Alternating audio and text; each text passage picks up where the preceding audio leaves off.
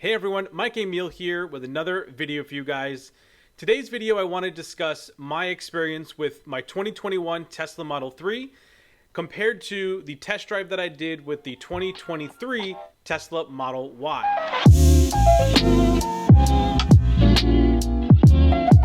Now I decided to go and test drive the Model Y purely out of fun, but also because the prices have come down so much that I was just curious to see if there was any difference between the Model 3 and also what the cost comparison might be.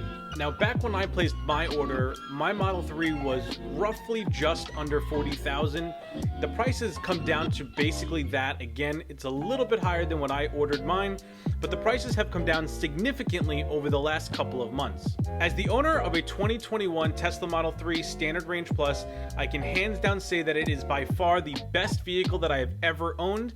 I could not imagine going back to a regular gas-powered car at this point, especially as a realtor. Having an electric vehicle is super easy, being able to charge overnight, starting every day with a full tank of gas. I'm able to drive around and not have to stop in the middle of the day, basically every day that I work. We've taken my car on plenty of long-distance road trips. I did a video on one of those where I went all the way up to South Carolina from South Florida. But overall, the vehicle drives really well. It's very comfortable on long distance drives. And if you ask me, electric vehicles are just the way to go. So without further ado, let's jump into today's video. All right, so first, let's take a look at the design of the Model 3 compared to the Model Y. Both vehicles have a very similar design, both in and outside. The vehicles actually share about 70% of the same parts. That being said, the interior design is basically the same.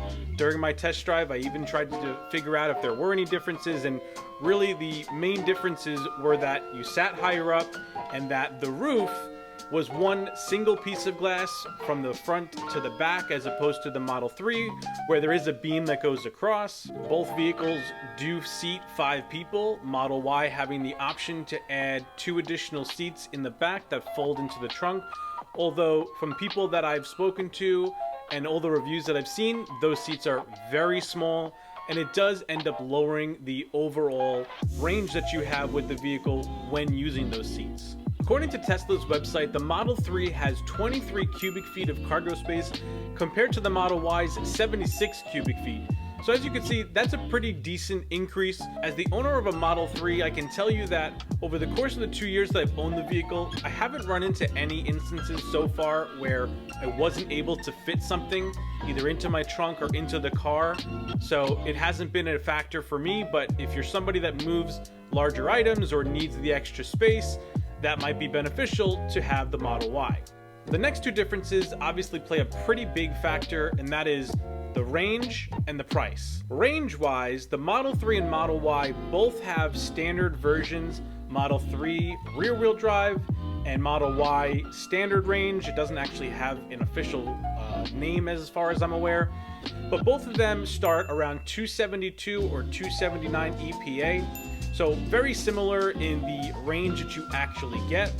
And the long-range versions of both of these vehicles, Model 3 getting an estimated 325 plus range, and Model Y getting 330. So the range really actually is very similar now, and price-wise, they're also very close. So if you're in the market for a new vehicle and you're considering a Tesla, I hands down would tell you to go and test drive both, see which one you prefer. Now, when it comes to the actual driving and performance of the vehicles, both had great acceleration, great pickup. It's one of my favorite features of the vehicle is that I could be doing 65 on the highway and trying to get around somebody, and even at those speeds, the car instantaneously takes off and I'm able to get around somebody very quickly. And obviously, the Model Y, being a long range and a bit faster, still had a great response rate.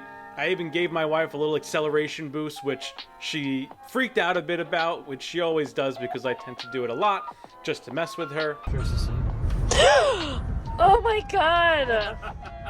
But both vehicles, great acceleration, great driving experience, very similar in that sense, so really not a big difference that I would point out.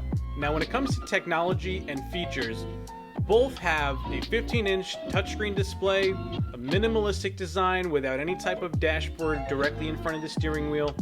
Both come with Tesla's basic autopilot. You can obviously upgrade if you wanted to up front, or do the monthly subscription, which is about $200 per month for the full self-driving. One of the other key things that I love to point out about Tesla is that they continually push out over-the-air software updates, which continue to make these vehicles better.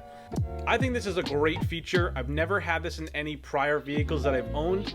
This really shows that Tesla has the capability of updating the technology without having to change the overall design or features continuously. Okay, so one of the things that I want to touch on is the fact that right now in the US through the end of 2023, there is a tax credit of either $7,500 or $3,750 for the Model 3 or the Model Y, depending on which one that you get. So overall, I would say that the vehicles are very similar. The way they drive, their range, even the prices now are very, very close. So ultimately the decision of whether to get the Model 3 or Model Y really is going to boil down to what you prefer to drive and really what size storage that you need in the vehicle itself.